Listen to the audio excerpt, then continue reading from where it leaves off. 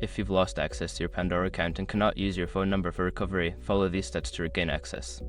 Step 1. Visit the Pandora login page. Go to the official Pandora website or open the Pandora app. Click on the login button to access the login page. Step 2. Click on Forgot Password. On the login page, look for the Forgot Password link. Click on it to initiate the account recovery process. Step 3. Enter your email address. Provide the email address associated with your Pandora account. Make sure it is the correct one, as this is where recovery instructions will be sent. Step 4. Check your email. Look for an email from Pandora with instructions on how to reset your password. If you don't see it in your inbox, check your spam or junk folder. Step 5. Follow the instructions. Click on the link in the email and follow the prompts to create a new password. Once completed, you should be able to log into your account with your new password. If you encounter any issues during this process, consider reaching out to Pandora's customer support for further assistance.